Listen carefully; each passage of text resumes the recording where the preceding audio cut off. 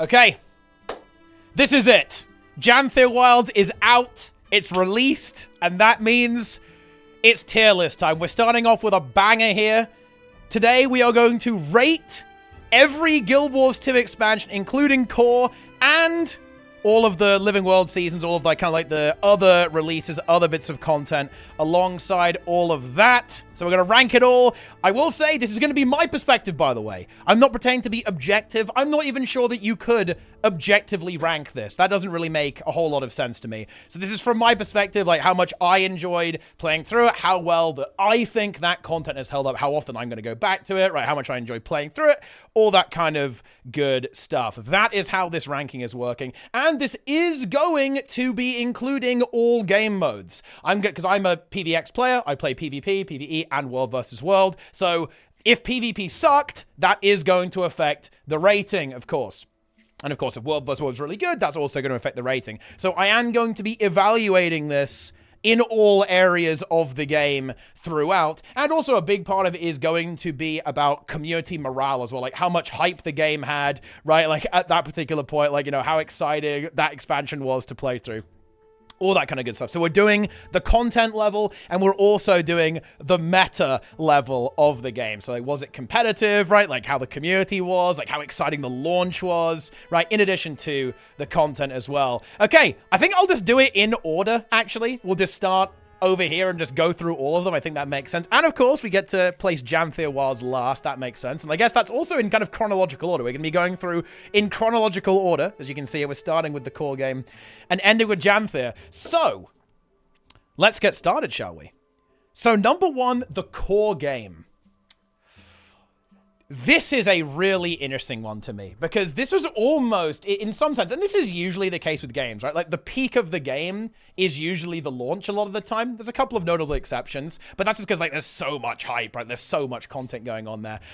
I really want to actually give this a very strong A tier. It had problems. The core game was rocky. You had stuff like culling in World versus World, and PvE was causing like really weird gameplay issues. There wasn't a lot of gameplay. Endgame stuff as well. Like, you don't really have like a proper progression path there as well. Legendaries only had soldier stats on them, right? Like the game was scuffed. There was no PvP leaderboard, no proper reward structure for World versus World and PvP. But man, the game was insanely hype, actually. Like, I recently played through the open world in the core game, did a full map completion, and you know what? It actually holds up so well, actually. It really, really does. And actually playing through Ara to craft my legendary spear also was like, man, this is actually pretty cool. And yeah, a lot of it has kind of been eroded by power creep a fair bit, but you know what? The core game was kind of fire. Like stuff like Plinks farming, Frostgorge champion train, Queensdale champ train, world bosses, triple trouble. I used to do triple trouble and Tequaddle every day. This honestly probably deserves to be an S tier, actually. I'm promoting it. I'm sorry, guys. It's S tier. Was it perfect? Absolutely not. But I am willing to actually forgive the game for being a little bit scuffed, because it was uncharted territory, right? Like, Guild Wars 2 brought so many new ideas to the table. Was it handled perfectly? No. But it was the foundation that basically built the game as it is today, right? Like, it was this big new thing that launched onto the scene. And yeah, I played the game quite a lot back then. I didn't actually stream in the core game. I didn't really do content creation back then. I was just a player. I played a lot of World versus World, actually. I played my Dagger Celestial Elementalist. Oh yeah, love to see that. And yeah, stuff like the World versus World seasons was so hype. You know, I really miss those things. Yeah, they were kind of degenerate, to be honest, but it was pretty cool. You know, the game was just in this primordial, unpolished thing that was just incredible. It was such a blast to play this game for the first time. And yeah, I think a lot of people would say this is kind of nostalgia, in a sense, right? But I would argue that it really wasn't, especially going back and playing it now. I actually really enjoyed doing the map completion. Like seeing all the detail, like all the funny dialogue that's written there, all the interesting events that are going on, like the world bosses, the jumping puzzles. It was good. Yeah, I guess I should not have talked about Triple Trouble here, because that didn't exist. That was in Season 1. But, well, we're going to Season 1 next, okay? it's still kind of part of the core game experience, and same with the World versus World season, I guess. But look, the core game in Guild Wars 2 was actually good. It definitely had some scuffed, weird parts about it, but yeah, the game was fun. Like, the classes were really fun to play. World versus World was really fun to play. Some would even say that it was the peak. Like, this was actually the best in terms of PvP in World versus World. I'd probably lean a bit more towards Heart of Thorns, but I think that is a valid take to have. But yeah, and I think that some of the systemic issues really held World versus World back, and PvP, especially around reward structures. There was no proper ranked system for PvP. There was like the most scuffed tournament system in the entire universe that required you to buy tickets to enter, and then you could like win gems out. I don't know what they were thinking. It was not good. And yeah, dungeons were definitely a strong part of the game back then, but that didn't get followed up on particularly well. Overall, like, they had to add fractals in. Like, Ascended Gear came later as well, because the progression was kind of off in the game. It was a bit of a fiesta, but it was kind of the good kind of fiesta, to be honest, when it came to the core game. So that is why I do think it earns an S tier, and I would even still maintain that the core game does hold up as well. It lacks in replayability now. A lot of old world bosses haven't aged super well, just because the power creep in the game has kind of destroyed them. You know, you look at poor old, the Claw of Jormag, it's having a bit of a rough one. Tequaddle has held up a little bit better, but that's because they specifically buffed that one.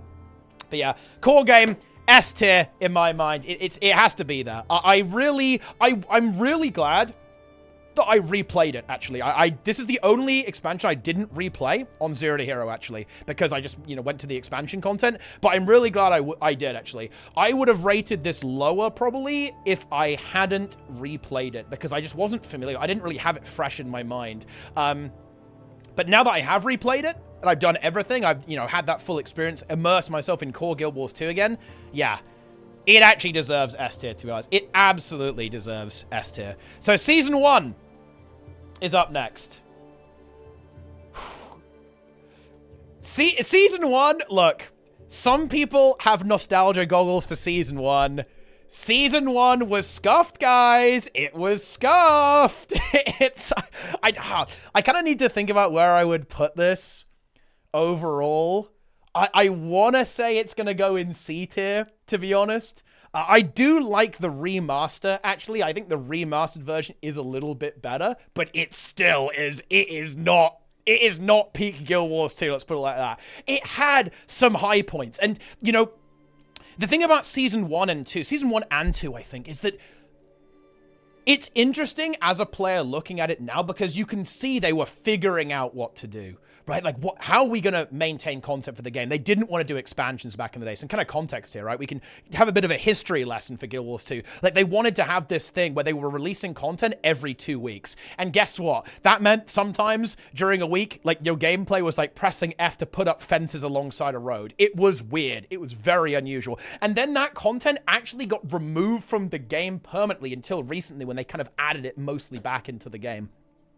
There were absolutely some high points. You, of course, you had the world bosses that got added to the game. You had, like, features being added to the game as well. You had something that is incredible, and stuff like this is not practical, but bear in mind, guys, in Season 1, you had temporary events. So, the Karka attacked Lion's Arch. Then you had to go to South Sun Cove, and there was a one-time event. And this is the thing, I will always remember stuff like this, because, back in the day, I didn't have a lot of time to play games, and I had to get up early in the morning, so staying up was, look, even staying up till 10 p.m., that was not easy for me, guys, okay? And I remember staying up late to defeat the ancient Karka to get that precursor and have that one-time experience. So basically, there was a one-time event where you had to battle this mega Karka and then, like, blow it up in a volcano, essentially, and you got a precursor at the end of it.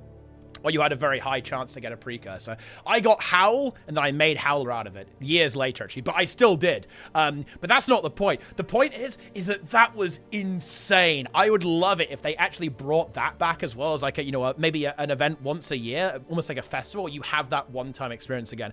It was incredible. I'll always remember it. I will always remember that it was unplayable because of culling and lag, pretty much. Like, the Kaka were invisible. They were one-shotting people. You know, you could barely even play the game because of the insane amount of people that were trying to just blast and get stuff done there as well. But you know what? It was one of those things that even though it was kind of bad, it was still very, very memorable. And the temporary nature of the content did make it memorable. It's not the best idea in an MMO to have temporary content, but they really wanted to make the game change, right? And have this evolving world. However, the content quality was not the highest, to be honest.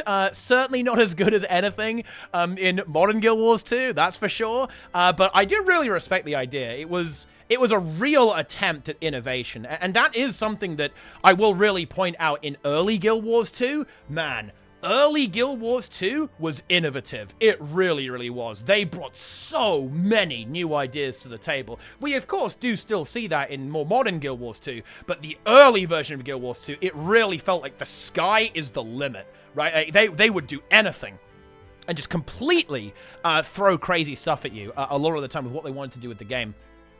Really interesting. This, of course, was the time when, like, fractals were coming into the game as well. This new type of content. They even, like, reworked fractals, how that worked out. This is, like, the new thing. You got ascended gear, all this kind of stuff. Man, yeah, very interesting time for Guild Wars 2. But sadly, the quality of that content does have to take it down into C tier, I'm afraid. And also, the refurbished version of this even has a strike mission. It's actually the first strike mission you encounter with the Watch Knights, right? Old Lion's Court. Pops up there as well. Pretty cool to see that actually in the game there as well. So good job on ArenaNet to bringing that back into the game. And it's now free as well. It's free to play alongside the core games. You can get a little flavor. But yeah, certainly not up to the standard of modern Guild Wars 2. All right, Season 2.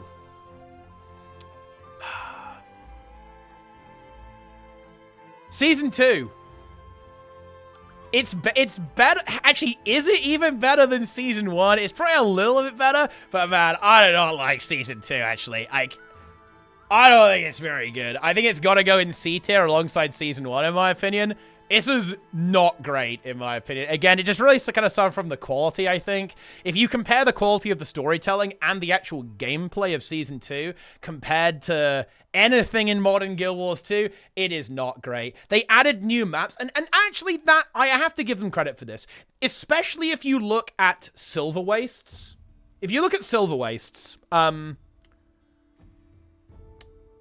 you can see the idea they had for metas forming, right? With the 3 lanes, the mini objective in each lane, fighting off mobs while the other lane does something, and then a boss at the end with 3 different bosses that you have to fight depending on, like, you know, the order that you go in. You can really see them finding where they were going with this, right? And it does deserve credit for that. However, I'm going to say it. Silver Wastes, like Reba farming, is trash. It is non-gameplay. The meta event is okay. Dry Top is scuffed. You know, I guess the music was pretty good, but the story was very light on gameplay. I wasn't that into the story either. I was still playing World versus World. I was just blasting. I was gaming. You guys know how it is.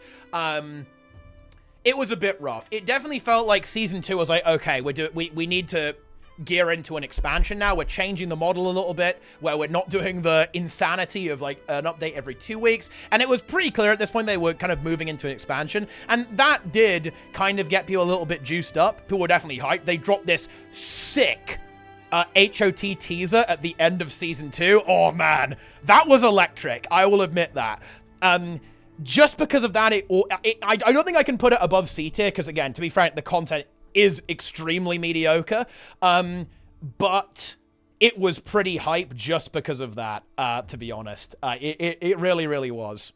Yeah, and wait, Shadow of the Dragon, Bedge? I don't think that was Bedge. Shadow of the Dragon is actually pretty hype. Oh, you guys are maybe making me upgrade this almost. That was kind of cool, actually. Shadow of the Dragon was fairly based. It was pretty good. Although Season 1 had Marionette, I'd say that was comparable, actually. Although, you know, the Marionette was kind of like an open world thing as opposed to like a story event there as well. Oh, man. It actually feels a little bit harsh to put this in C tier. To be honest, I think I've got to actually say it. I've got to I think we're going to have to still put them in C tier, but that actually says more about the quality of the other stuff that we're going to be bringing in here, in my opinion, as opposed to these necessarily being like complete trash. It's definitely not the best of Guild Wars 2, but so I can't rate it any higher than this because we need some space here in A and B tier, in my opinion. But I think that says more about how good a lot of this stuff is rather than like, oh yeah, this is like really, really bad. Because Season 2 definitely had its moments. It absolutely did. It had its moments with the hype at the end, like the big boss fight with the dragon there as well. It shadowed the dragon towards the end. It had its moments. All right. Here we go. Finally, some real content. And look, I'm just laying this down. I'm laying this down. Heart on Thorns for me is the absolute peak of Guild Wars 2, not even close. No, it needs another tier. It does. It's S plus tier. S plus tier. And I'll make it green because HOT is green, yeah. S plus. To be honest, S plus. There's no question about this. PvP was insane fire. You had the Pro League stuff going on. World versus World. Okay, PvP and World versus World had a couple of issues at the start, particularly with Chronomancer in both game modes, actually. The Boon Fiesta in World versus World, and of course Bunker Chrono in PvP. But once that got sorted out, oh my god. Oh my god. So good. Raids getting dropped like candy. Fractals getting dropped into the game like candy. At the same time, the maps. Oh my god, the maps. The maps are the bedrock of all open world in Guild Wars 2. Insane exploration across the board. Verdant Brink, Auric Basin, Tangled Depths, which is just the best map in the game, to be frank, exploration-wise, and the Chat Garen, the Octovine, the bosses, like the Tetrad on Verdant Brink, the Wyvern, the Matriarch, the Patriarch. I mean, there's just nothing better than this. Dragon Stand. I think Dragon Stand is one of my favorite moments in all of gaming. Like, pushing through those lanes and seeing the mouth of Mordramoth for the first time. Wow. Wow, wow, wow, wow, wow, wow, wow. I get chills. I'm getting chills just thinking about how ridiculously good this expansion was. Like, Heart of Thorns, guys, is not just the best Guild Wars 2 expansion. Heart of Thorns is one of the best expansions for any MMO ever made, and it is, easily. I put HOT against any expansion, okay? Any expansion for any game, right? You want to put that against Burning Crusade, Wrath, Vanilla, Legion, right? Any of them. And anything in Final Fantasy, anything in any game. HOT stands toe-to-toe with that, no problem. And it dominates most of them, if I'm being real, guys. It absolutely does. Then we haven't even talked about elite specs. Elite special, and look at those elite specs. Oh my god. Herald, Reaper, Scrapper, Chronomancer, Druid. Oh. Okay, Daredevil is a little bit questionable, okay? But, you know, it's decent roleplay at the very least. You know, Berserker, Tempest. It's just... Dragon Hunter. Yeah, I mean, Dragon Hunter is, you know, I mean, it's all right. Yeah, it is, I mean, you know, it's not the worst. But yeah, it has got some of the best elite specs in the game that have aged the best. Reaper. Oh, Reaper. I mean, Reaper is my favorite elite spec of all time, in my opinion, in Guild Wars 2. Reaper is just fantastic. It really is. And it just brought this brand new, fresh take on the game with elite specializations. You had gliding, which was actually kind of cool. Gliding, I don't mind. You know, it's a pretty good one, I think.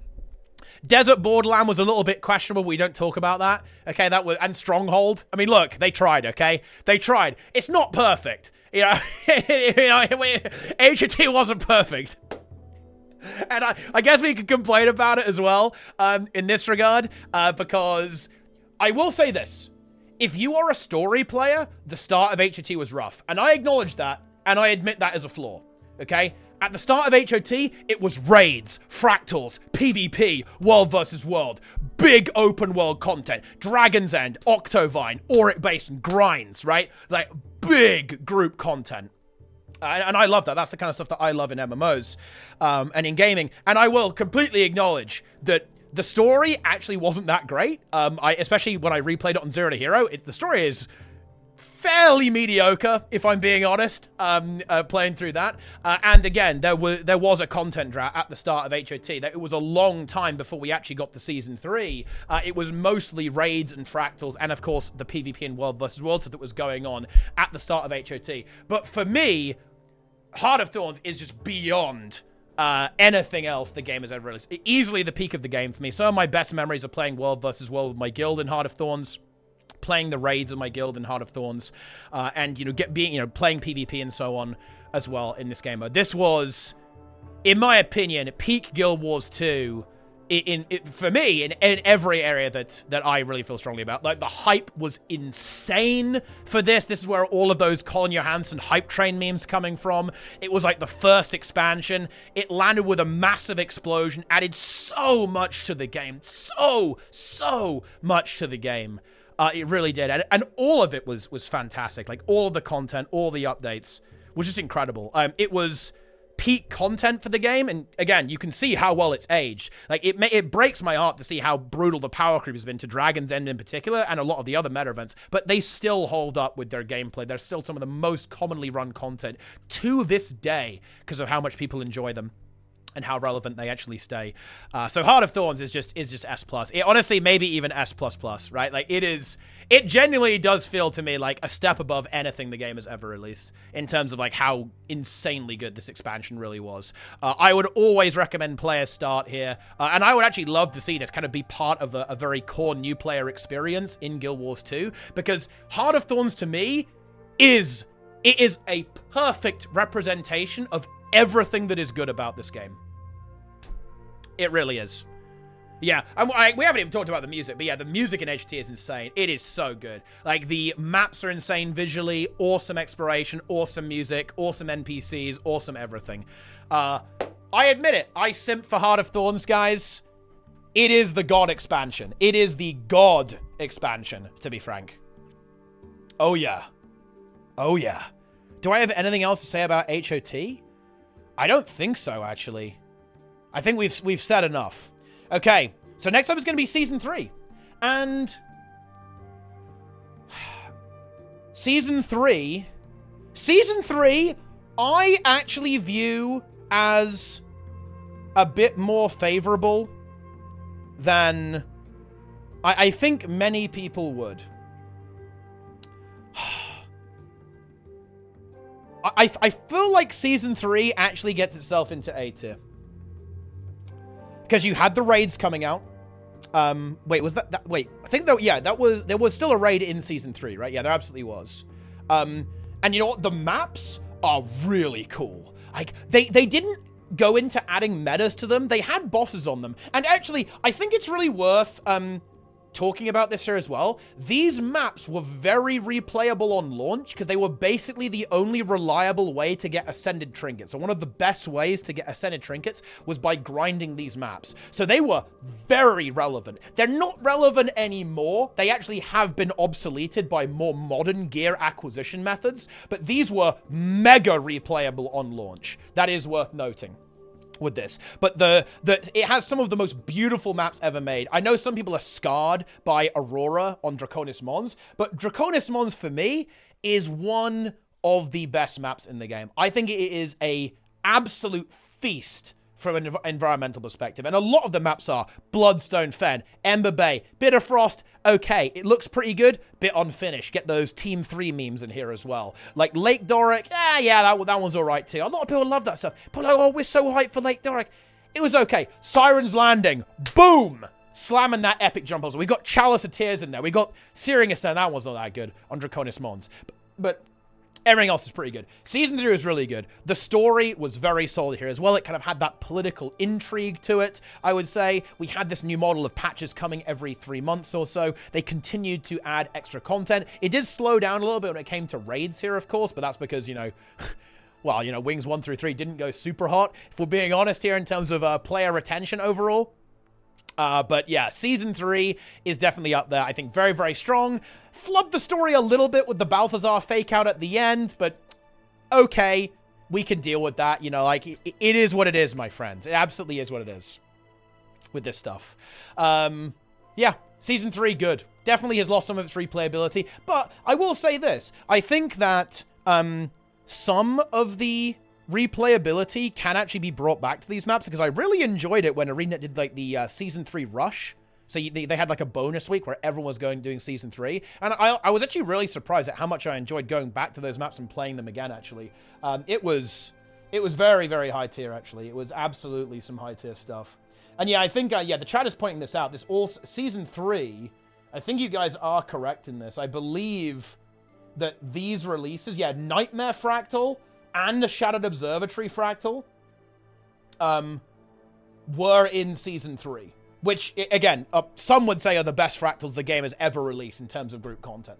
And honestly, I'd be inclined to agree with that. And of course, it had Wing 4, and then it was Bastion of the Penitent with Season 3, and so was Nightmare Fractal and Shadow Observatory. Chaos, I believe, was basically right at the end of HOT, if I'm not mistaken. Actually, no. Wait, Chaos Fractal was on the launch of Season 3, actually. Interesting. Yes, there were no fractals in HOT. It was only raids. There we go. Look, I've got the timeline up on my other screen here, guys, so we can go through this stuff. But yeah, and then you had like kind of the Omega Fractal trio, kind of coming in with Season 3 as well. But yeah, it's crazy. And yeah, those fractals obviously have been power crept, but I mean, look, that's just the name of the game, right? That's how it goes. But yeah, Season 3, extremely high tier, A tier. All right, Path of Fire. This is going to be my most controversial take, in my opinion. And a lot of that is because of my personal experience. So before I rate this, I want to give context. Path of Fire killed my entire community. And yeah. So Path of Fire basically ended the era of the game where ArenaNet wanted to focus a lot on PvP. They wanted to do world versus world stuff, and they wanted to do, like, I guess, keeping the game not insane. Path of Fire ended all of that. It added elite specializations that annihilated PvP and world versus world. Scourge, Firebrand, Mirage. It kind of just eviscerated a lot of the things that I really like about Guild Wars 2, to be honest. Which did not feel good whatsoever. And yeah, this was actually the point where I kind of lost my community. Yeah, Spellbreaker as well. Yeah, almost everyone I was playing with at the time quit with Path of Fire. And that's not to say it didn't have great things. I mean, mounts obviously are incredible, right? And I think, you know, I have amazing memories. I was actually, you know, I was kind of there trying to figure out where the Griffin was. I was part of, you know, the Griffin hunt, right, to find that on launch. That was incredible. And the map's beautiful.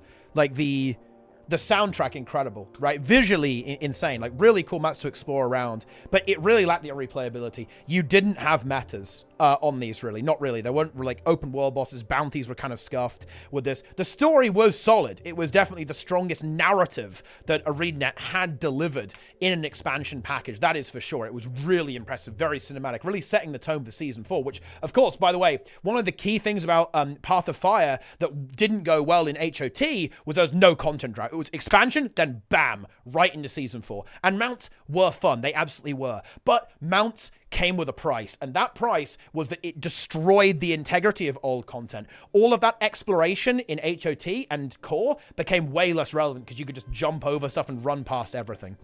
The world became less dangerous, less combat focused, and, you know, the open world in Path of Fire really reflected that as well. So as much as I hate to say it, I'm not, for me, this has to be B tier, to be honest. It does. This has to be B tier for me, I think. I don't think I can give it any higher than that, because this was where I really started to have difficulties with the game, and some of the things about the game, some of the things about the game really moved away from my interest. Like, you know, I became less of a focus for the game's development, and I definitely felt like way more of an afterthought, right? As a player, right? And it was very clear that the game was going in a direction that was not going to cater to me, which is fine, right? It's ArenaNet's game. They can do with it as they see fit. But it definitely was sad for me. It was, you know, because let's actually get a little bit, you know, let's get a little bit real here for a moment. You know, when I was playing Heart of Thorns, it was honestly some of the best times of my life in terms of gaming and in terms of like social with my friends, with my guild. And I felt like it was going to last forever. You know? I really did. And I wanted it to last forever. And then it didn't. You know, and that was a shock. You know, that was a big shock for me. And that was hard. That was, I'll admit that. You know, I'm not gonna deny it.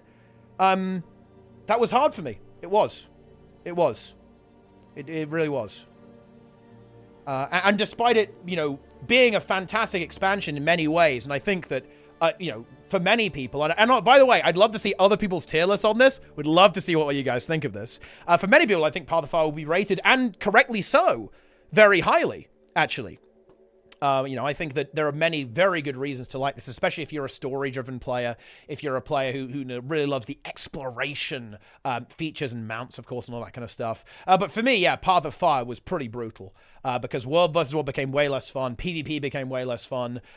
Power creep kind of made a lot of stuff less fun for me as well. Did add Heal Scourge, though, so there, you know, every card's got a silver lining, right? Basically the strongest build in all of eternity was added to the game. Love to see that. Very, very cool. And that was fun. I'll admit that it was fun, and you know, I did still enjoy it, right? You know, this was kind of when I played a lot of PvP. Actually, I started playing PvP a bit more hardcore because I kind of lost interest in PvE during this game mode, and I didn't really have a guild to play World vs. World with, so I played a lot of PvP, actually. Me and Nico, we were duo queuing to Legend multiple times. We were playing Power Herald and Blood Scourge, the most disgusting duo combo of all time, grinding the ladder, so I'll admit that was fun. That was very, very cool. But yeah, especially in terms of competition, this is where the game really, the game became a lot less competitive focus. This is when kind of like the end of the esports era, and the game, a lot of these competitive, more hardcore communities started to die and started to dissolve, which obviously is something that I wasn't super happy about. But anyway, let's move on. I think that's kind of expressed kind of most of my thoughts on Path of Fire. Okay, Living Story Season 4. Now, the raids in Season 4 are really good. And the narrative in Season 4 is very high tier. Now, here's the thing. I think there are some major downsides of Season 4. Season 4 was where I really feel like a lot of the open world content in Season 4 became incredibly formulaic, actually. I did not like the open world in Season 4 at all. Much less interesting, in my opinion, than Season 3. They did have a bit more, like, replayability baked into them, but I was not a huge fan of the open world bosses and kind of, like, the replayability there. In terms of, you know, as usual, in terms of a visual design, they were really good. And I think the storytelling is some of the strongest here in Season 4 as well, overall in the expansion. I think I would give this, like, a very solid A tier. I think it's overall... Oh... I'm not sure if it's better than Season 3, to be honest. For me, it might not be, because of just, like, the state of the game. This was kind of the beginning of the Despair arc, in my opinion, especially after Corner. Like, Istan was definitely good. Sandstorm Isles was definitely good. After that, it fell off pretty hard, in my opinion, in terms of maps. But the writing was really cool. It was a little bit of a low energy time. And the raids are some of the best in the game. Wing 5, Wing 6, Wing 7, especially that Wing 5 with Doom CM. Wing 6 with Kadim CM as well. Really strong raid content. They kind of got into their stride almost with making things a bit more challenging, a bit more intense, a bit more complicated mechanically as well. So you can really see, like, what they want to do here. And, you know, when it came to Season 4, they wanted to make the movie game. They wanted to create this cinematic universe to draw you in, and they succeeded in that. They absolutely did. You know, the Joko arc, really, really cool. Some of those memorable story in the game, of course. And the Kralka turret went okay, but I don't know. I know some people like Dragonfall. I think Dragonfall for me, and I can explain why I don't like the open world. Dragonfall is the perfect encapsulation of why I did not like Season 4 open world, guys. It's because it was so anticlimactic.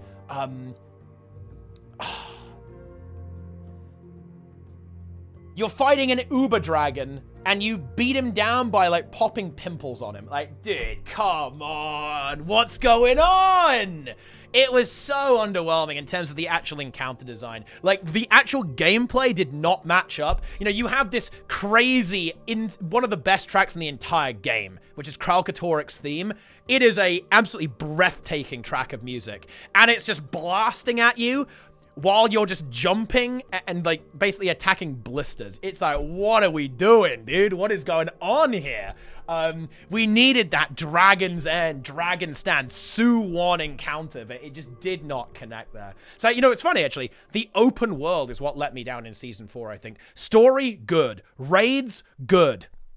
They even kind of toned down some of, like, the really oppressive classes in PvP and World vs. World a little bit. Just bear in mind, guys, at the start of Path of Fire, Scourge could hit 20 targets. Yeah. In World vs. World, you could corrupt 20 targets, 2 boons each, every 4 seconds in World vs. World.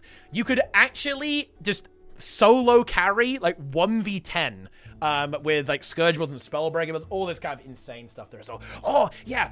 Season 4 also added the Beetle. Because, you know, it's funny. Everyone always kind of shits on Corner for being one of the worst maps in the game, which, by the way, it is. But it added the Roller Beetle, so it gets its redemption there. Skyscale was a mistake, guys. Skyscale was not good. We all know that. That's a fact. Full flying mounts are no good. Griffin is based. Roller Beetle, based. Skyscale, cringe. Boom! That's how it is. We absolutely love to see that in that regard. But yeah, Season 4... It's honestly not bad. Definitely one of the strongest things. And I do want to talk about this, guys. This will be hard to encapsulate if you weren't there, but Season 4, guys, felt like the end of Guild Wars 2. It felt like... There's a reason why people called it maintenance mode. Morale in the community was insanely low. Almost zero communication from ArenaNet whatsoever. So we heard nothing. Like, you felt like everything you were saying fell on deaf ears to the company. Like, you felt ignored. And, you know, it really goes to show you how much better it is now, right? The contrast between this version of ArenaNet and current ArenaNet under Grouch, it's completely different. It's a massive change for the better. But in Season 4, it felt like it was over, man. It really felt like we were crumbling to dust. And by the way, our fears were not unfounded. There was shall we say, a spicy dismissal of an employee, and they actually kind of leaked a couple of things on Twitter, actually, that they were instructed to write the story as a potential end, right? They could have, they were seriously considering going maintenance mode on the game. Right, at this point, they were actually thinking about doing that. They obviously did not do that. Like, NCSoft basically gave them a bit of a kick up the arse and told them to make EOD. But it felt like the end, and the devs were thinking about that. There's a reason why people were demoralized during Season 4. There's a reason why people felt very anxious about the future of the game. And that we haven't even talked about Icebrood Saga yet, guys, right? We haven't even got to that yet. But it was something, right? It was definitely, it was something in that regard. And yeah, I guess actually we should talk about tournaments, actually, because I would say one of the highlights, in fact, probably one of the biggest highlights of my entire career, maybe even the highlight, the thing that I'm always going to be chasing, are the series of raid tournaments culminating that was in Season 4, right, with the Elitist Raiding Party 3, which at the time was an insane success, guys. Like, it had 17,000 live viewers. It was pretty much like the most watched community tournament ever, I think, in Guild Wars 2. 17,000 viewers watching this, and the script. The script for that raid tournament was insane, and there were so many people involved. It was so many people donated, so many people were there supporting it and, like, being involved in, like, creating the trailer. It felt like the grand finale of the Guild Wars 2 PvE scene. And, in many ways it was. I think it gave a lot of people closure to move on from the game, and a lot of people did, actually, after that tournament. And that's kind of a sad thing, but it was also unbelievably glorious at the same time. It really was. Elitist Raiding Party 3. What a legendary event. I can only hope that we'll ever be able to kind of match something as insanely epic as that in the community at some point in the future. It's definitely tough to beat. Definitely tough to beat. And you know what, guys? This is actually out of order. Like, we've got End of Dragons here, but we have to actually do the Icebrood Saga. And you know what, guys? I'm actually going to slam you guys with a little bit of a hot take. The start of Icebrood Saga was genuine some of the best story content they have actually done. It's absolutely at the top of A tier, in my opinion. It is. It is. It's up there. I think you could even make an argument for S tier. You could make that argument. Grothmar, and then Bjora Marches Part 1 and 2, Drakkar as a world boss, right? And a really interesting plot with some fantastic villains, right? I would say the best villain, or serious villain, that they have ever done is Jormag. The characterization of Jormag is fantastic. It is and Bangar. Bangar and Jormag, wow. I think I might have to put this in S tier. I might have to do it, guys. I really could. I don't think it's as good as the core game, but I think it actually is, for me, a bit of a step up, actually, above Season 4. Oh, no. It didn't have raids. It didn't have raids. It didn't have raids, so I think it has to stay here. But it is actually really good. But if someone put it in S tier, you could. But we'll put it in A tier. It also added strike missions, which was, in my opinion, a very promising way to add some endgame content. It had its flaws. They were trying to do this whole difficulty ramp thing instead of difficulty settings.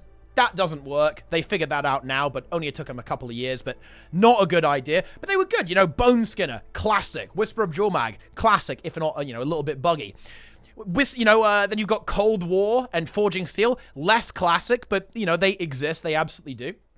In there as well. Maps, very solid again. Grothmar kind of this chill experience. And Grothmar very clearly inspired Lowland Shore, which is one of the, you know, Lowland Shore now in Janthir Wilds, one of the best maps in the game in terms of like the kind of peak Guild Wars 2 design there. You can really see its influence there for sure. So a pretty good start over there. Yeah, the masteries were lame as hell in Icebrood Saga, but honestly, look, masteries were scuffed, okay? Like, I'm not a mastery enjoyer.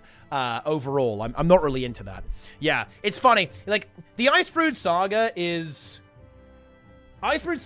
did have some pretty weird moments in it. Because bear in mind, everyone was, like, mega hyped about, like, this is it. This is the redemption arc for Guild Wars 2. And I remember they did this 48-hour hype countdown, basically. And then it was the most brutal presentation I have ever seen. And I want to be very clear, I'm not speaking ill of this developer, actually, but it was just Mike Z, who is one of the nicest, best developers ever. I actually had an opportunity to speak to him at Gamescom one time, and honestly, I'm not gonna lie, I feel like he really got the short end of the stick with being handed Guild Wars 2. He was basically the game director at this time. He got really handed the short end of the stick, in my opinion, with this. He did not look comfortable on stage whatsoever, which is a real shame because I've spoken to him personally, actually, and he is a guy who was, like, really switched on, actually. He knew about the game. In fact, Mike Z is he's kind of the guy who was talking about, like, the damage numbers and about how, like, you know, a good Guild Wars 2 player does, like, 10x of, like, a normal Guild Wars 2 player, right? In terms of performance. Like, he was switched on. He knew what he was talking about. But I think he just...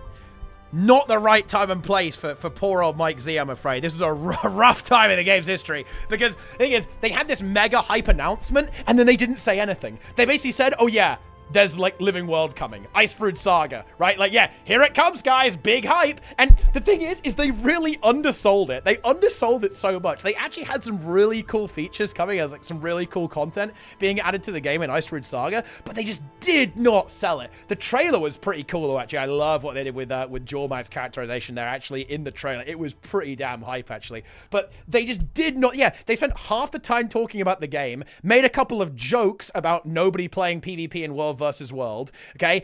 Promised alliances that ended up not existing for like another 4 years or something. And then actual Sith Lord, okay, marketing guy wafted on looking like Darth Maul, okay, wearing a poncho, talking about Funko Pops and how you can buy the soundtrack on Tidal.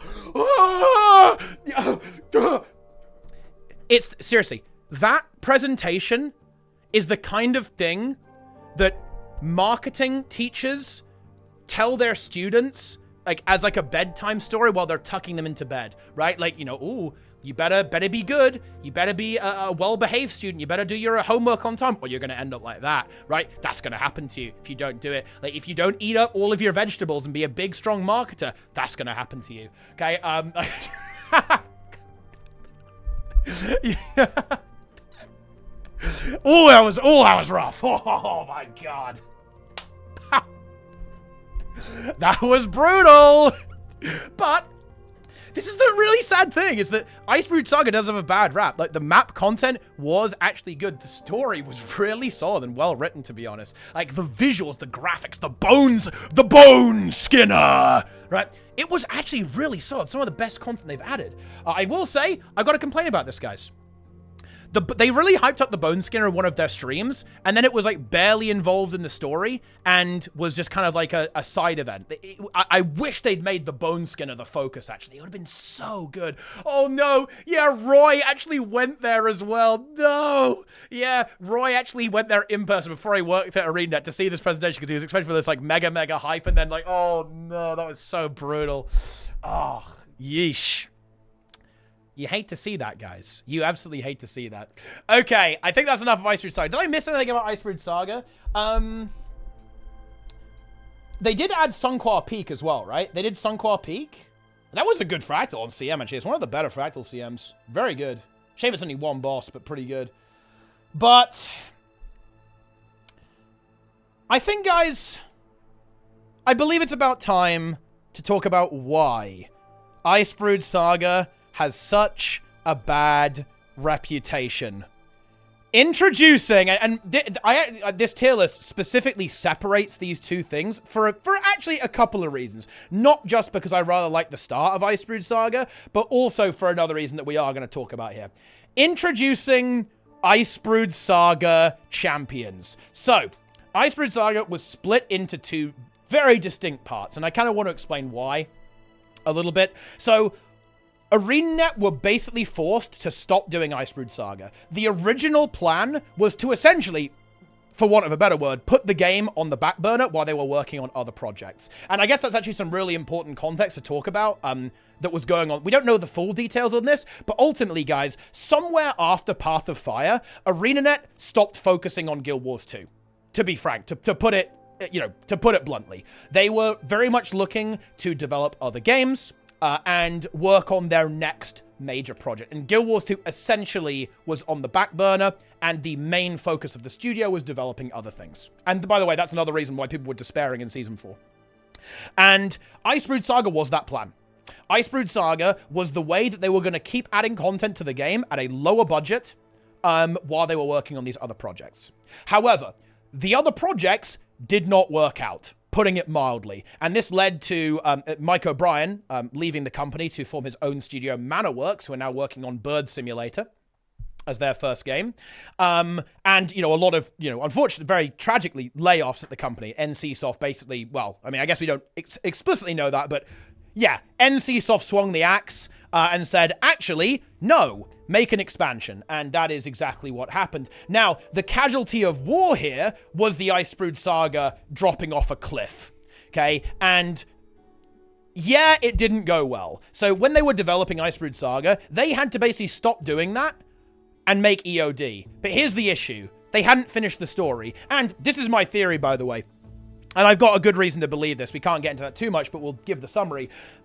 Icebrood Saga, in my mind, theoretically, was going to be one season focusing on Jormag, one season focusing on Primordus, then one season focusing on the climax, right? The conflict between these two groups, right? So they had to compress 2 seasons into one episode. And they had to wrap that story up with Primordus and Jormag in a couple of months, as opposed to a couple of years. So how do you guys think that went? Oh yeah, it went absolutely catastrophically. We didn't even talk about COVID.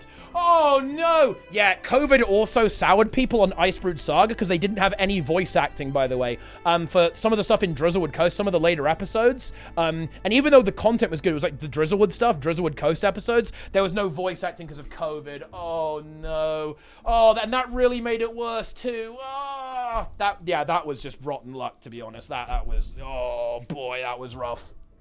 But yeah, anyway, Icebrood Saga was a complete disaster. They butchered the lore, and this was actually one of the first times, by the way, where story players were upset with Guild Wars 2. This is actually really important, by the way, because when I've been describing my complaints about Path of Fire, and, you know, and Season 4, for example, this is very important to note. I am not a story player. I am gameplay only. And all throughout the game's history, story players, I would say, were pretty happy about the game. You know, everyone was, you know, pretty happy about Guild Wars 2. It was gameplay players who were typically getting a bit more upset. You know, me, like, you know, oh the Scourge has messed up PvP, oh Mirage. Yeah, it was that what was going on, right? Icebrood Saga was when the story players first felt the pain. In my opinion, they got brutalized because the lore was scuffed. You had a very silly climax to the story. Primordus and Jormag got nuked off the face of the earth instantaneously. Basically, they had to do dragon response missions, some of the most scuffed content in the game to express the story. Like, I honestly didn't even hate DRMs that much because they actually did a decent job of designing some relatively interesting bosses there. But, I mean, yeah, I can't defend them that much. They were a bunch of, like, chores into an escort quest into facing a boss. Definitely not the best Guild Wars 2 has ever done. No more open world content, really, because they had to compress it into story instances and reuse old maps, which was honestly a pretty cool idea at the time, but it was a very, you know, a resource-dependent kind of economical decision. Oof. Oh, man. I mean, at least Dragonstorm is good for farming gold, but that's the best I can give it. Like, I think when Champions dropped, this was absolute despair. Like, I think people lost hope. Yeah, even Wooden Potatoes, even the big dog, even he broke. And I think this was definitely one of those moments where a lot of people disconnected from the game a little bit because of how hard and how aggressively this did not go well in terms of the story. And also, you know, this is unfair. But when you have this type of instability at the company with the layoffs, right? Like with this mass, you know, we're going through game directors like we're, you know, I don't know, like nobody's business, right, at this point. When stuff like that is happening, it shakes people's confidence. And bear in mind, we'd had very little communication from ArenaNet. ArenaNet didn't announce they were working on unannounced projects, and then this all came out. Like, this felt, I'll admit this felt like a betrayal. Right? When all of that information came out that, they were working on other projects, Guild Wars 2 was on the back burner, without telling us, the players, that felt like a betrayal. Yeah? And community morale, absolutely through the floor. People felt like it was over, you know?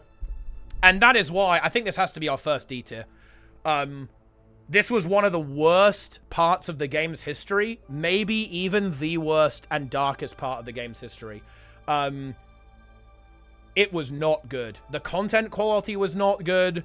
The morale was not good. The future of the game did not look good. It really, really did not look good whatsoever. If I'm being real here, it wasn't good. Bit of a history lesson for you guys there as well when it came to Champions. Maybe some of you guys kind of find that interesting there with kind of what's going on there. And yeah, I really, really feel for Mike Z. I actually do want to give a moment to actually praise Mike Z, who was the game director at the time. I would have loved to have seen what he would have done with the Guild Wars 2 in a better time in the game's history. Like, that's what I can say. I think he was a super passionate, highly engaged developer, to be honest. But yeah. Anyway, let's move on. Let us move on here, guys. Oh, you know, we actually have some more context here. So, what happened with Ender Dragon? So, there was this glimmer of hope. There is an expansion coming. I remember this. We had the big news. We had that blog post. We knew that End of Dragons was coming. And this was the beginning of the ArenaNet transparency arc. This helped a lot. One, look, everyone loves Guild Wars 1 factions. Everyone loves Janthir because everyone's a weeaboo, okay? And this was the break in case of emergency button. And oh boy, did ArenaNet break it. Well, this is the Grouch arc of the game, who's the current game director. Someone I respect a lot. And I think, realistically, I think the best game director the game's ever had, actually. And that should kind of tell you where this is going, in my mind. But the big thing here was the communication. It was a big blog post that said, hey guys, we're working on an expansion, and that means there's not going to be a lot of content for a while. And there was essentially a 1-year content drought. But you know what? They figured out something clever here. They basically said, everyone gets a free legendary and a free precursor for the next expansion. You got a legendary amulet. And they said, oh yeah, we're going to give you guys every bit of content for free if you log in. And every couple of weeks, we're going to give you, some story content for free, essentially. If you haven't already got it. They went all the way through from Season 2 all the way through to Icebrood Saga to the end of the game. And every couple of weeks, there was this big event, and you had to go back, do achievements, and completing all these achievements. You can still do them in the game now. It's called, it's one of the best ways to get a new legendary as a player. Get started on your legendary journey, and you could get this trinket, right? You can get the Champion's Regalia, right? For doing this, you get a full legendary amulet. Really cool. And you know what? It was a mega brain move, because it got people hyped. The Janthir hype was there. And EOD managed to actually, rise from the ashes, to be honest, of the depths of despair. And EOD was insanely, this is when they brought back Season 1. They brought back Season 1 here as well. During this, that was kind of the content they were developing. Season 1 started coming back. They had the return of the Season of the Dragon stuff there, the Return 2 achievements kind of getting into the mix. It was a galaxy brain idea from ArenaNet in my mind. It really got the community excited. And you know what? I was there with that, obviously. And you know, it was actually one of the most fun times in the game. Seriously, it really was in terms of actually playing through the content, because it just felt exciting, having these little events there. And we still see those with rushes. Those rushes are really fun. I almost wish they did them more frequently in the open world, actually. I hope to see them kind of make content like this a bit more rotational to keep it fresh, keep it relevant in the future, because it was actually a fun time in the game. Felt pretty exciting, especially now that we knew that Guild Wars 2 was kind of back, right? This is when we were getting messaging like, oh yeah, we're going to communicate with you guys more. We're going to actually focus on Guild Wars 2 again, right? The projects are gone. We got a new game director. Let's go. And yeah, EOD was mega hype. And EOD is S tier. End of Dragons is S tier. It is up there with the core game, in my opinion. Big step up above Path of Fire. Launched with 4 strike missions, which were actually good, by the way. Mitrin, 8th Blade Hideout, Anka, Kaineng Overlook. On launch. 4 strike missions on launch, guys, by the way. And the best world boss they have ever added by far, from an encounter design perspective, actually. It was very, very good. To be honest, and that is Dragon's End. Now, it was not without its flaws. Obviously, Dragon's End caused a bit of community friction, but doing Dragon's End on launch, working with my community and the community to figure out how to take down this boss, the hardest world boss they've ever made, it was incredible. Unforgettable experience. The elite specs were scuffed. They were absolutely scuffed. But you know what? It was still okay. We added mech into the game. The God Emperor, Solar, was running balance and made the game worse in multiple ways, actually. But that, honestly, that's a talk for another video, guys, okay? Look, I'll give you guys a little tease, okay? We could do an entire video about the Solar arc, okay? In that regard. But, yeah, really good open world maps and bosses.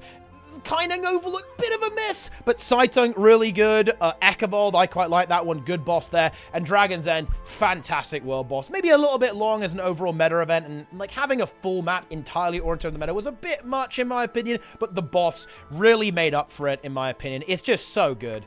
It really, really was. And then, of course, bear in mind, within End of Dragons, we had the challenge modes, and they actually ramped it up. We had actual hard fights. Guild Wars 2 PvE had always been relatively easy, especially Wing 7. People were really down about Wing 7, because Wing 7 was kind of easy, even on challenge mode, felt very unfinished. But EOD brought it back with some really solid challenge modes, and even fun additional challenge, like Anka, like Giga challenge mode, right? With, you know, not killing the shades, so the boss takes less damage and does more damage. HDCM, the first actual hard boss in the game, was added as well during all of this. Kinding Overlook CM, also a really good quality boss. Gotta roast it for the bugs. I've gotta roast it for the bugs here. Not good. This was a buggy-ass expansion. It really, really was, and it has not aged well in some areas. I think basically all of the End of Dragon strike missions, except for Anka. I think Anka works pretty well, but every other one has severe game-breaking bugs in it, which, I mean, I think we have to call that out a little bit, to be honest. And some of the open world was a bit scuffed. It wasn't quite up to that usual ArenaNet standard of polish, I think. The story was okay. I think it was a good ending to the End of Dragon saga there as well. And I actually really liked the introduction of, like, the Jade Tech, like the Jade Tech aesthetic, alongside that music that kind of really sells you End of Dragons, was absolutely spectacular. You've got to think about the Suwon music by Lena Rain is just wow, wow, wow, wow, wow. So, so good. For me, End of Dragons was good. And End of Dragons also, I've got to call this out. I called ArenaNet out for ruining World vs. World and PvP. This was where they started to bring it back. Grouch, game director. He's a bit of a PvP fan. Loves himself some World vs. World. He streams his Weaver gameplay. Mains Elementalist, guys. This was when we started actually balancing World vs. World a little bit. And making the game better. Right? In these areas, we started to look at core systems a bit more, and all of the scuffed stuff with Guild Wars 2 started to become unscuffed. It was when we started looking at Guild Wars 2 as a complete package, not just as a one-off thing that moves on into the future. We started thinking about maintaining the game overall, and that was where, essentially, the idea for the new expansion model was born. It absolutely was. So, yeah, End of Dragons, absolutely S tier. It's a must-play. Really, really, really good. I want to be clear, I'm not saying that either is better. I actually think it's really hard to compare Core and EOD because the game is so different now that they almost try to do different things. The Core game was very exploration-focused, whereas EOD is more modern, so it has much more of a gameplay focus, especially the open-world maps there. I wouldn't say that either of these is better than the other because they are so different, right? Like, Guild Wars 2 has evolved so much over the years that I would give them both S tier, but I can't say, oh yeah, one is better than the other. To be honest. But yeah, there we go. Okay. Do I want to say anything more about EOD? I don't think so. I guess the other thing was that there wasn't a lot of content outside. After the expansion, there wasn't a lot of content outside of gameplay stuff and balance stuff. So that is worth calling out. There was no Living World season. There's another thing lurking down here, but, well, we'll talk about that in just a moment. Okay. Oh, yeah, it added Gen 3 legendaries, actually. These are cool, especially the legendary fairs. That was actually a really cool reward structure. And it did a great job with Gen 3 legendaries, actually. Yeah, they really did. Yeah. They also did add the Kanaksai fractal, but look, we don't talk about that, okay? Let's not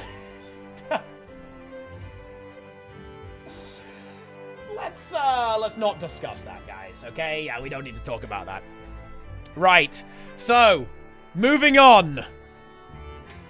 We have the conclusion of End of Dragons. What lies beneath? Now, look. Let me read this. I must applaud ArenaNet. The tunnel made me realize my expectations for Guild Wars 2 weren't actually at zero like I thought. I swore I was immune. But this might be the thing to actually make me quit. Now, I stand ready for the cleansing nuke of the tunnel. Though I may not survive it, I will accept it to become one with the dirt and foster any entirely new cycle of growth.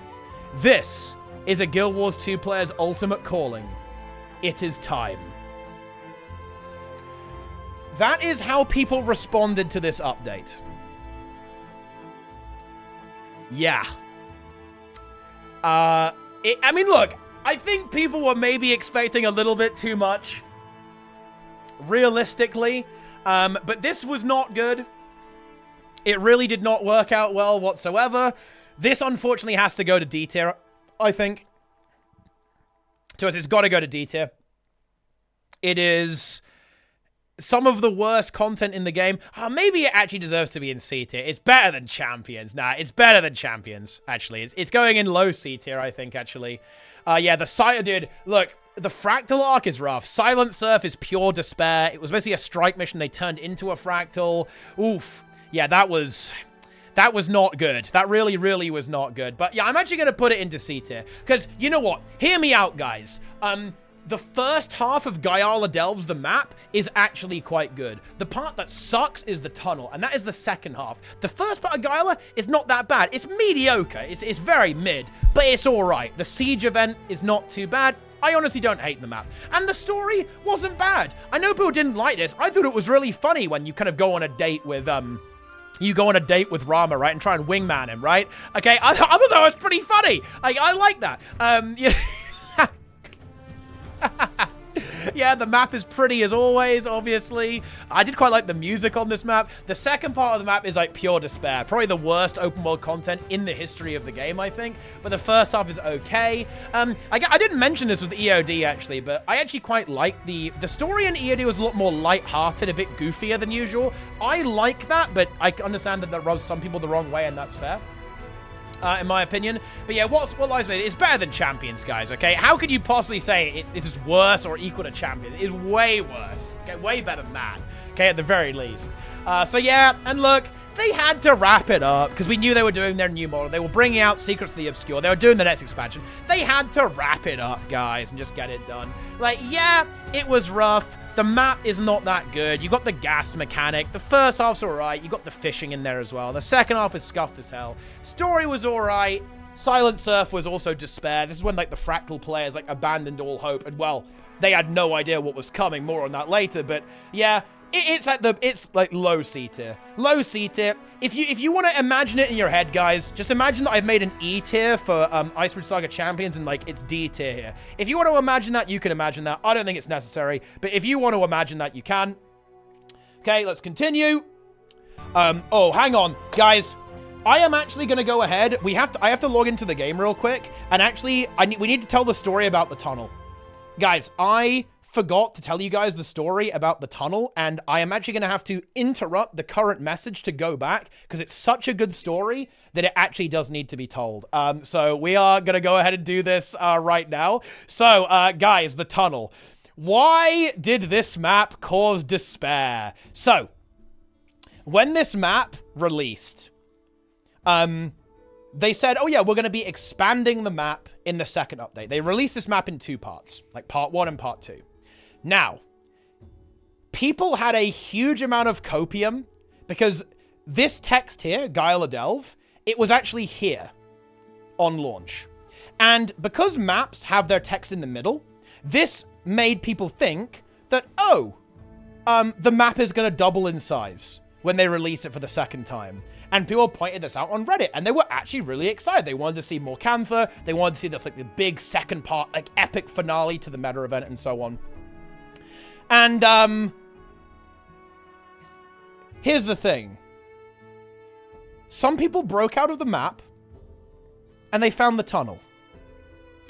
They found that there was an unused part of the map that simply was slightly to the edge and ascended and connected the map back to the start.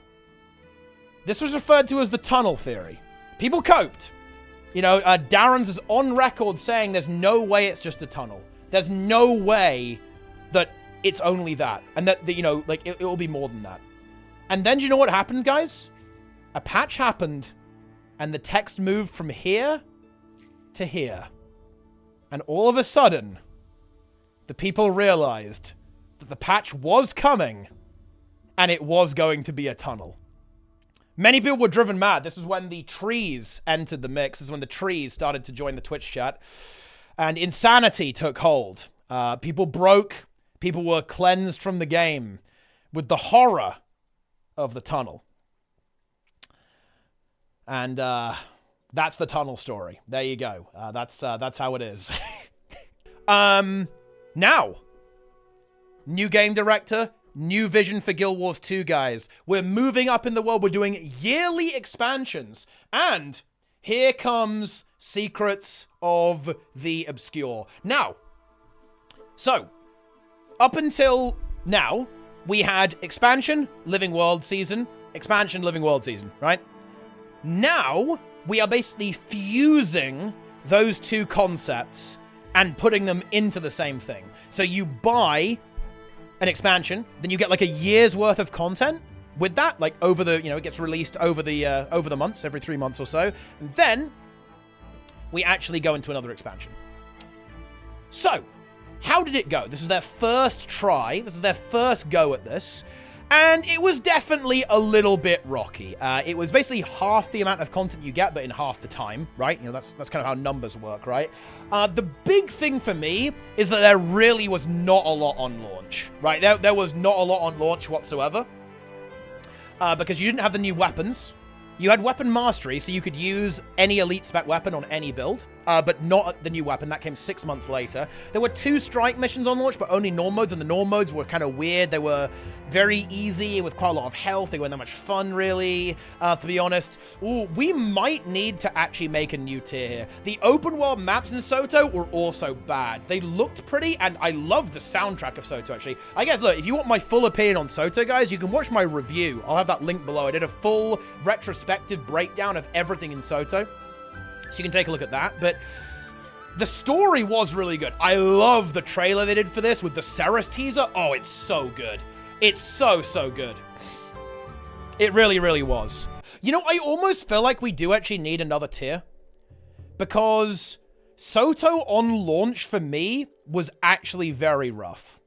And Soto in general was pretty rough for me. Again, it was kind of like it was a cementing of the fact that the game was kind of moving away from my personal interests. Oh, this is so hard to rate. This is so hard to rate for me. Because on the one hand, I did not like the open world on launch at all. No new elite specs either. Had to wait ages for the weapons. Didn't really change the game much for me. Story was good. Soto music, again, is probably some of my favorite music in the game. I love the works of Brian Atkinson, in particular, actually, who created the track The Bloodied Lord and is now actually kind of one of the lead composers, in fact, on Guild Wars 2, or at least in Janthir Wilds. Incredible. Love it. Love the heavier, darker tone taken with the music and with the visuals, too. I actually find Soto to be a really visually interesting and thematically interesting expansion, actually. But the gameplay... yeah, wow. The gameplay in this expansion is bad, dude. Ooh, it's bad. I think it can't go above B tier because of this. I think. I think it has to be C. Yeah, it's C tier. Yeah, it has to be C tier, actually, I think. Yeesh. Yeah, the gameplay here was not good. It was really, really not good at all, overall. No, it's better than this. It's B tier. It's B tier. No, I'm going to be fair. I'm going to be fair. It's B tier. Because, the story was solid. The map design was solid. And it was the start of a new model. And we have to kind of look at it a bit more heuristically, I guess, with kind of like what it was trying to do. It did add the strike missions. It did add new content to the game. In a way that's sustainable. Yeah. I mean, Dagda was not good. Dagda was pretty rough, guys. I'll admit that. But I think B tier is actually very fair. Oh yeah, the Wizard's Vault. The Wizard's Vault was really good, but it's not a system that I care about that much, guys. You gotta bear that in mind. I'm not a reward-driven player, so the Wizard's Vault was a really good idea. And I think the reason why I'm putting Soto into B tier here is actually because of the development philosophy. Yeah, I will die on this hill. I will 100% defend the idea they had here. They wanted to improve the core game. They added Season 1. They improved rewards in raids, in fractals, in PvP. They started work on alliances, in this case, word restructuring. They had some betas for that. That was all in the works there. In that regard, they started doing proper quarterly balance updates to make sure that there's variety. The diversity of builds that you can play now because of the new model that came with Soto is insane. It really, really is. Actually, they did a really good job with that. And as a result of that, because of the philosophy shift that came with Soto, I think that actually earns it a lot of bonus points. The content here was bad, but the systemic improvements to the game were actually really, really good overall. So yeah, Soto actually gets a solid B tier there, in my opinion. I would say that it was very comparable with Path of Fire. I would say that, yeah, stuff like PvP, PvE, and world versus world balance consistently improved. There were some ups and downs in there. There's a couple of bunker metas in PvP, but ups and downs we got there. The game significantly improved over the course, in my opinion, of Soto, and therefore that does give it some bonus points. We are going to be rating the seasonal updates separately, by the way, guys, but I do think that it's worth talking about the philosophy of the expansion and what they were trying to do in order to gauge it fairly. We do have to engage with Soto and Janthir Wilds a little bit differently to other expansions because it is such a different content structure. So we have to take that into consideration, in my opinion, when it comes to evaluating them and actually thinking about these. That is kind of my opinion in that regard. Yeah, no elite specs definitely sucked, and the new weapons were a bit scuffed as well, but, well, more on that later. That they kind of figured it out with Janthir Wilds in that regard. But yeah, that's what I'm saying. Pretty good. Right. Seasonal updates for Soto. I would also say with Soto, I lost even more of my community. Like, what was left of my community also quit the game. That was a bit rough, but look, you know, I've got fungus now, okay? All I had to do was come up with a silly guild name, and I found some new people, so it's all good. Okay, we're in business, guys. Although, that's also, I think, Janthir was kind of hyping people up a little bit. Yeah, all of my friends quit to play WoW. Okay, this was kind of like the syrup arc, I guess, in Soto. That's kind of a funny meme there. The syrup arc began. Yes. And the competitive scene also kind of died. Like, this is the PvP in particular definitely took a bit of a nosedive in Soto, but that's mostly because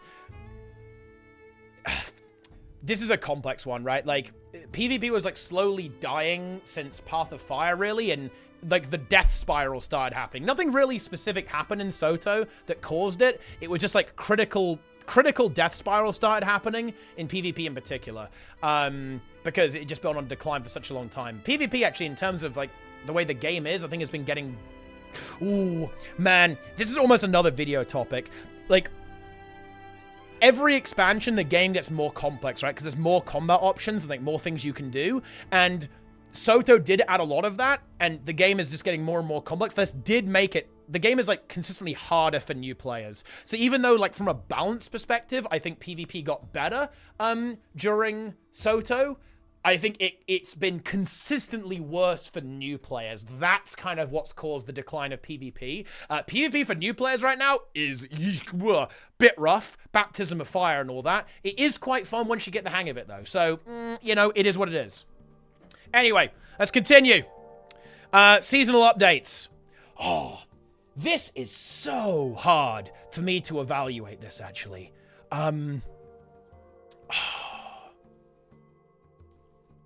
Quick one thing on here as well. Like, with Soto and kind of with the end of this stuff, with the end of Dragons and Soto, the raid scene also started dying hard as well. More and more people started playing privately in Discord, and way less people use the LFG than they used to. That's kind of another, like, downside of Soto. Not related to the expansion, that's why I didn't bring it up, but it's kind of worth noting just for historical context here. Like, all of the hardcore scene basically retreated into, like, a hidden little bunker, and it is... shrank significantly, which is a bit unfortunate. Oh man, how do I evaluate this? Okay, so... Fucking hell. This one is really hard for me to evaluate because it has some of the best content Arena has ever released and some of the worst content they've ever released. So the first Strike Mission CM, Dagda Challenge Mode, Cosmic Observatory, It flat out made everyone lose all hope. It is probably the worst raid boss they have ever added to the game, not even close.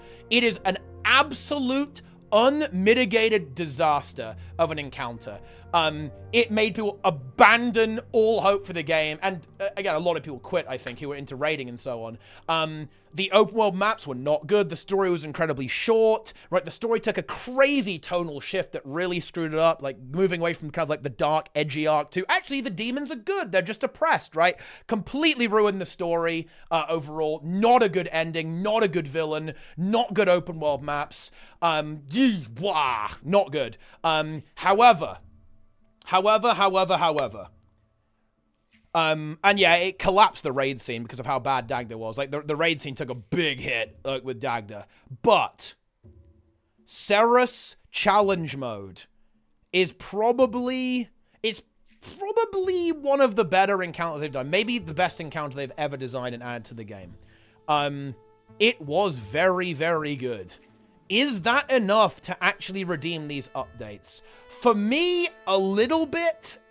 But not really. Here was the problem, guys, with Cerus, okay? Like, Cerus was awesome and really, really fun to progress, but it would have been way more fun if people were actually hyped, right? Like, nobody really saw it coming, so everyone just basically went into it blind, and I had to, like, basically say, look, you lot, stop playing WoW and come and fight this boss, yes? That was pretty much how it had to go, which was kind of annoying. You know, it's fun to be prepared and, like, kind of get in the right mindset for the progression grind and all that kind of stuff. But it was really good.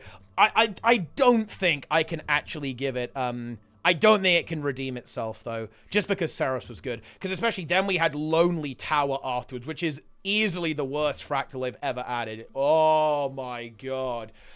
Ooh, these were bad. You know, these seasonal updates, you know, I talk about this in my Soto review, but ArenaNet did not demonstrate that they can deliver the same quality that players expect with these seasonal updates. Very hit and miss, very up and down, weak story, weak open world design. The only thing that redeems this stuff is they made the game better with balance updates. They did world versus world restructuring. The new weapons were kind of cool, but a bit scuffed. Like, some of them are really weird and a bit underwhelming. Clearly a first pass on that idea. Like, relics were kind of cool. Like, new relics were fun that got added to the game. I like relics overall, to be honest. But no, I really don't think I can give this a high rating. The thing is, it's better than... okay. I need to actually cleanse my mind of Cerus CM. Where do I rate this if Cerus CM doesn't exist? D tier. It's, in my opinion, it's worse than all of this. If you remove Cerus CM, it's worse than all of that.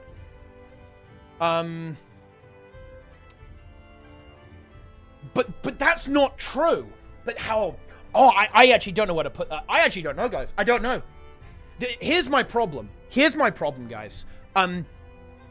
There were so many really good things about these updates, like the quality of life improvements, right? Like the core game improvements, but there were so many bad things.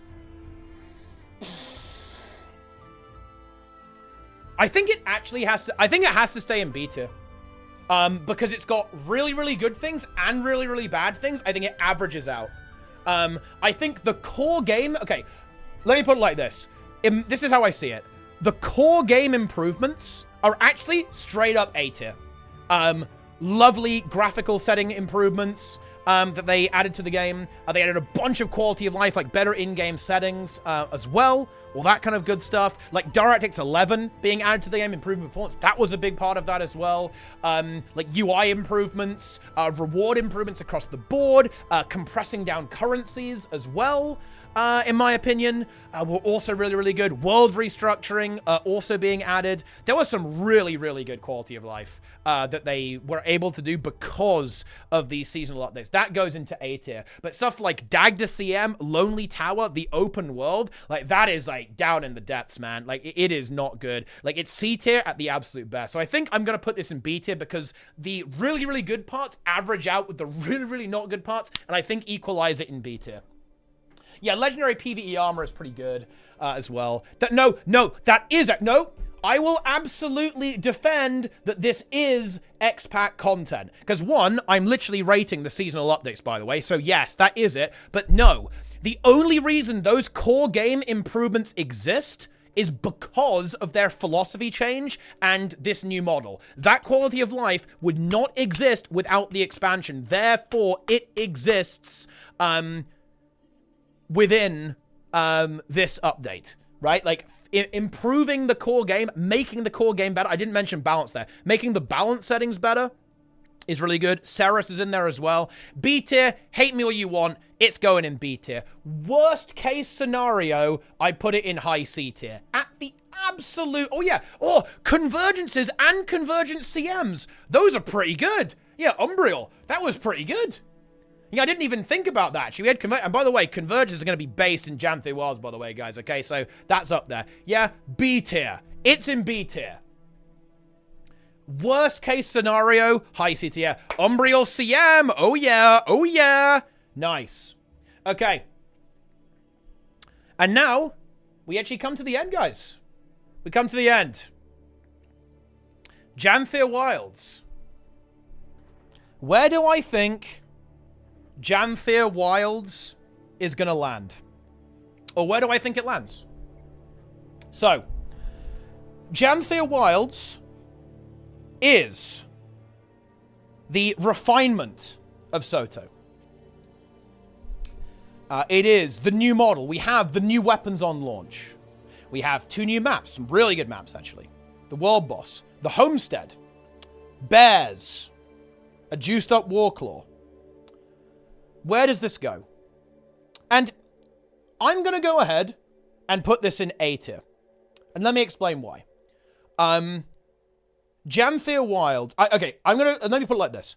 I'm expecting to actually rate the seasonal updates, right? We've got seasonal updates for Janthir Wilds. That will be next, basically. I'm expecting that to be an S tier. Yeah. I am expecting the updates to be S tier. Why? Because that's where the stuff that I care about is dropping, right? We've got the balance patches. We've got the new PvP game mode that's coming as a part of Janthir Wilds' release schedule. We've got world versus world updates. We've got the raid. We've got the raid CMs, the fractal with its CM, convergences and convergent CM, right? All of the stuff that I really like is basically going to be all the hype content, like the big group, like group-oriented content is dropping with the follow-up patches. And I'm expecting the follow-up updates, to actually be an S tier. I would not be surprised at all. In fact, I'd be a little bit surprised if it wasn't. I'll be very disappointed if it's not in S tier. And let me explain why. Janthir Wilds is basically a solo single-player expansion. Very exploration-focused, very story-focused. I don't care about the homestead. I'm not a homestead player, right? And, spears are pretty cool, right? But there's not really a lot of group content on launch. It's all solo content, essentially. Nothing wrong with that. And that's why I've described this expansion as better Path of Fire. I think it's Path of Fire, but with more gameplay. Path of Fire had massive, beautiful maps with nothing going on. Janthir Wilds has bustling, exciting maps with loads of life throughout all of them. The story, really solid. A bit dialogue heavy, but it's the story. I'm not going to cry about it that much overall. Spears, really fun. Lowland Shore, epic map. Mastery grind, way less annoying this time compared to Soto. Warclaw is pretty fun to use. Homestead is a fantastic system, it really is. I think it solves so many issues with the game in terms of the reward structure. Really well made. Love that they patched it over to the guild hall as well. Can't complain about the feature. Well, you can if you watch our latest Tea Time. Emmy actually pointed out a couple of really big flaws about it, especially like how you kind of can't. You have to go through a lot of loading screens sometimes to get there. It's using kind of the scuff party system. Right? There's a couple of things that aren't good about it. But overall, really, really good. The music, fantastic. Love it. Loving the villains, actually, with the Titans. The world boss is definitely decent. Not the best world boss in the world. It's a little bit just stand and hit. Not a lot going on there, to be honest. It would be cool if there was a bit more group coordination, a bit more mechanical complexity to it. But look, we'll take it. It's a bit of a DPS and heal check. And it's a heal check in open world, which is actually kind of a fun thing. Like, healing has been kind of irrelevant in open world for a very long time. It's kind of cool to actually see them try to actually pressure players a bit in open world. And they definitely do that, right, with some of these, with the world bosses. So that's actually really cool to see. You've got the Salmon Run event, which is really funny. It feels like a complete package. Like, the way I would describe Janthir was, this is a complete Guild Wars 2 package. Open world, loads of story collections, good chunk of story on launch, super alive world, loads of events to explore and you know, like, things to find all over the place. Got some cool little jumping puzzles. You got giant bees in the mix as well. Second map is a little bit scuffed. Okay, we could use a couple more events on the second map. I admit that. Some of those hearts, a little bit painful. You know, you know, no shame admitting that, guys. We could use a couple more events. Hopefully they fix that in the follow-up patches.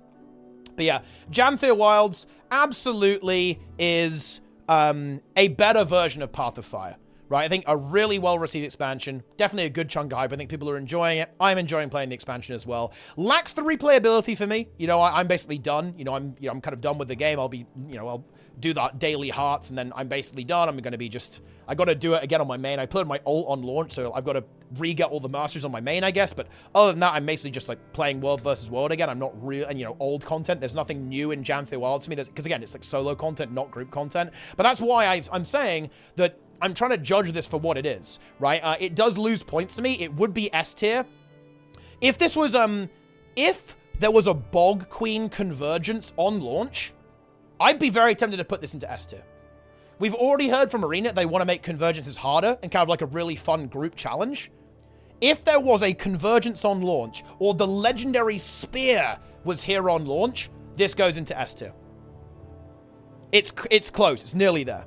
Because what it lacks is that replayability. There was no real big grind on launch. Which is, oh yeah, go do masteries. No legendary collection to go after and find out, right? Like, nothing big to go after. Only just like very basic, just do collections and level up your masteries. No big item, big group content to go after there as well. That was what was lacking on Janthir was to me, that replayability element. So again, if there was a convergence, if there was a legendary spear, this would be S tier. It's a very well-refined version of a Guild Wars 2 expansion that focuses on the strengths of the game, doing what Guild Wars 2 does best. And I think a very promising start, actually, for this expansion.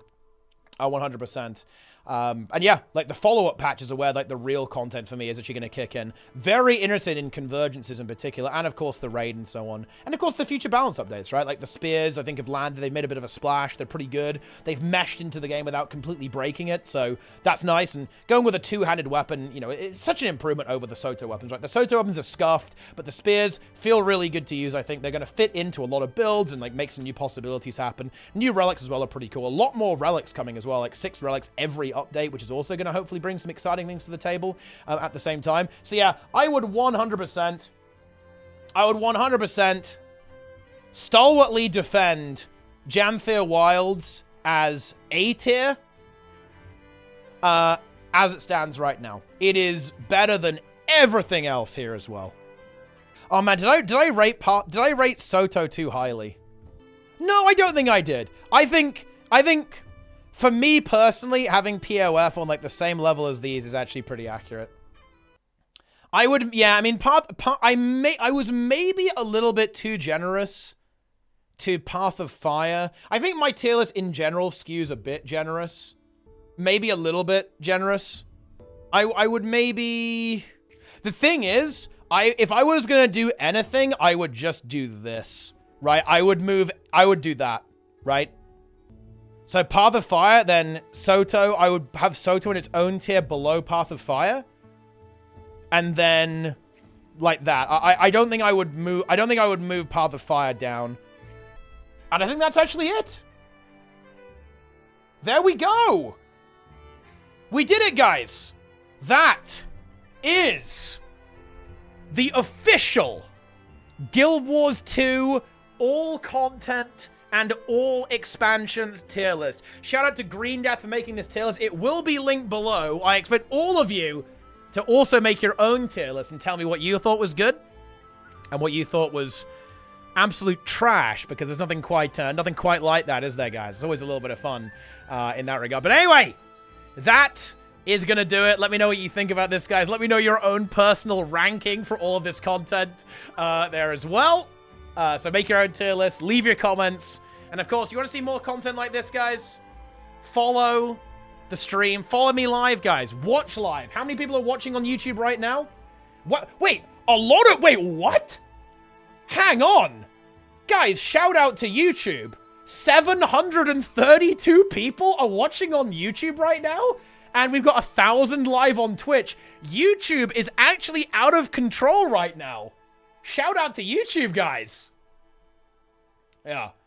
God damn. We're blowing up, guys. We're blowing up on YouTube. We've got 1,750 people. I will actually read some chat comments here, guys. That's why you need to follow the stream, subscribe on YouTube, like the video, leave a comment down below as well. Watch all my other videos, and come back for more content, guys. Lara's in the chat on Twitch right now. Me and Lara are doing every single map in Guild Wars 2 ranked tier list soon. Stay tuned for that, okay? But anyway, that is going to do it for this tier list. It's been a bit of a long one, actually. I think I've been yapping for like an hour talking about this stuff. So hopefully you guys enjoyed this. Had a bit of fun content there as well. But anyway, thanks so much, guys, for watching. Hope you enjoyed the stream. I'll see you next time. Hope you enjoyed the video, rather, not the stream. Well, I guess either or, really. But that's going to do it for me, guys.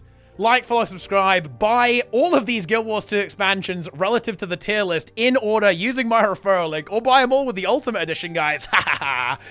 And of course, I'll see you next time, gamers. I'm done for now. Leave your comments below. GG's. I'm out of here.